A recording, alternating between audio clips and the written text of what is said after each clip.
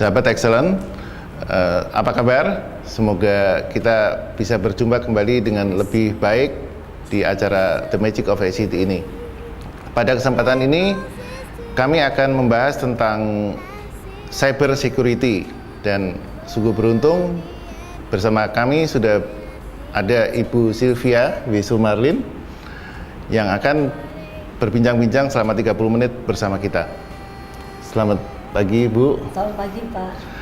Ya, bicara tentang dunia cyber, tentunya banyak hal yang sering ditakutin oleh banyak orang, di mana banyak bahaya-bahaya yang mungkin bisa dialami.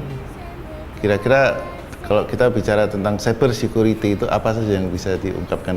Oke, sebelum kita bahas masalah per masalah gitu ya, kita lihat dari tahun ke tahun. Misalnya yang namanya ancaman cyber itu yang skala besar itu dari tahun berapa dimulai?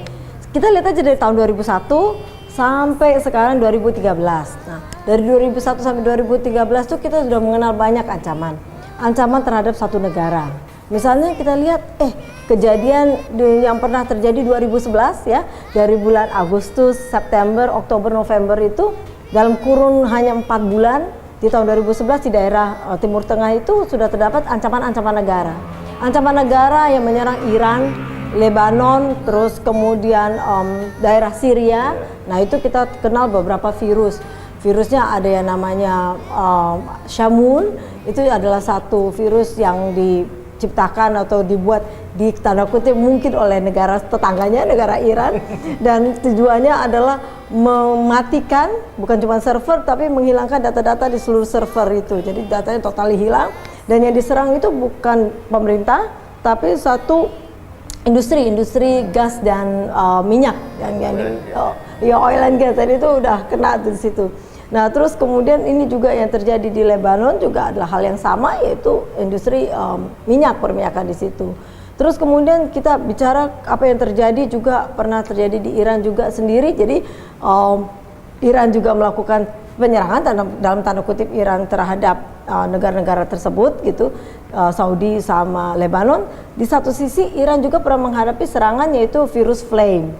Jadi virus flame itu adalah lucu, virus flame itu masif banget, yang di attack adalah komputer-komputer di seluruh pemerintahan gitu dan critical infrastruktur.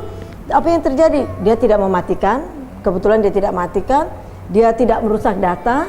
Terus kenapa disebut virus? Karena apa? Karena yang dilakukan adalah virus itu menyadap gitu. Jadi seluruh menyadap data, justru data pemerintahan gitu ya, udah pindah kemana-mana. Orang itu baru sadar tuh kalau ada virus itu ketika data-data yang disadap itu bocor di internet, dan yang disadap itu kritikal, sangat kritikal, infrastruktur kritikal sama pemerintahan. Jadi itu yang terjadi di 1 tahun aja 2011. Tapi kalau kita ke belakang gitu, banyak di Estonia tahun 2007 di mana terjadinya satu pemerintahan memindahkan patung tertentu yang menyangkut nasionalisme, itu menjadi kemarahan banyak orang, sehingga banking, jadi critical infrastruktur yang diserang itu termasuk banking, termasuk kemudian listrik. Jadi itu sampai berbulan-bulan tidak bisa beroperasi gitu. Jadi kalau bicara cyber sekarang ini, cyber security, sebelum kita bicara ke arah kooperasi, cyber security itu kita bicara tentang penyerangan sudah terjadi terhadap satu negara-negara, termasuk Indonesia sendiri. Indonesia itu berdasarkan data dari IDCIRT, itu dalam satu hari itu ratusan ribu serangan yang masuk ke jaringan kita. Dengan tujuan pertama iseng, ada yang kedua makin tinggi mau mencoba malware-nya gitu ya. Iseng itu iseng merusak, tembus penetrasi. Yang kedua dia mau coba malware-nya, mampu atau tidak, mampu menembus atau tidak. Yang ketiga punya intensi gitu. Intensi itu dia disuruh untuk melakukan sesuatu terhadap target tertentu gitu kan. Terus yang terakhir yaitu kalau serangan itu terjadi pada serangan untuk satu institusi besar gitu. Nah, berbagai macam bentuk serangan ini di Indonesia terjadi dalam satu hari, jadi berapa ratus ribu serangan sehari. Kalau di Indonesia sendiri, cyber security ini sudah menyerang ke mana saja? Tadi ya kan sampai saat ini kalau kita tanya apakah banking kena, karena orang langsung tanya gitu. Mungkin skalanya gitu, ada yang mencoba atau skalanya mungkin masuk, itu pasti terjadi gitu ya. Jadi hal yang itu. Terus kemudian cyber security yang fun gitu ya, maksudnya fun di orang yang mengerjakan, bukan fun yang menerimanya gitu ya.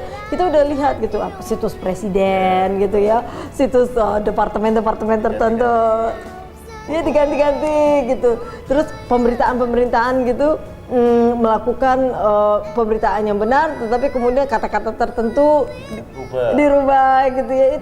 Itu udah terjadi di sini. Dan kalau ternyata di korporasi gitu, Vi pernah nggak mengalami ada pengaduan gitu, di korporasi ada yang kena serangan banyak gitu, karena sebagai pelaku IT yang mengurusi jaringan nih, banyak sekali klien-klien yang merasa kok saya tersusupi ya gitu, dan tersusupi dalam tanda kutip kebanyakan gitu ya, kalau terjadi di korporasi dilakukan oleh orang yang pernah bekerja di situ. Oke, jadi dia udah tahu ya. Udah tahu IP address-nya, udah tahu server tertentu yang mau diserang gitu. Dan itu mulai sekarang kita menghadapi itu. Terus pertanyaannya, apakah hal-hal seperti itu pernah masuk ke ranah kepolisian gitu? Mungkin masuk, tapi jarang orang melaporkan itu gitu, karena itu menyangkut suatu keamanan. Kalau keamanannya sendiri melakukan, jadi kalau korporasi itu melakukan, nah orang udah ragu ya. Itu iya, jadi itu menjadi kendala bagi orang untuk mengatakan, ya saya pernah kena. Jadi sekarang yang lebih banyak diserang itu lebih ke institusi atau lebih ke personal? Nah sekarang gini, kalau kita bicara gitu penyerangan, kalau dibandingin dengan zaman dulu orang tuh kalau mau menyerang itu kelihatan gitu, dia datang, dia masuk gini. Kalau sekarang IT itu lebih ditakuti karena kita nggak tahu sebenarnya yang menyerang siapa. Tapi motif penyerangan tuh macam-macam, itu seperti yang itu tadi saya katakan. Jadi motif penyerangan salah satunya ya bisa individu, bisa korporasi. Kalau kasus-kasus yang tadi saya katakan masuk 100.000 kasus itu sampai saat ini kebanyakan masih random. Oh begitu, ya.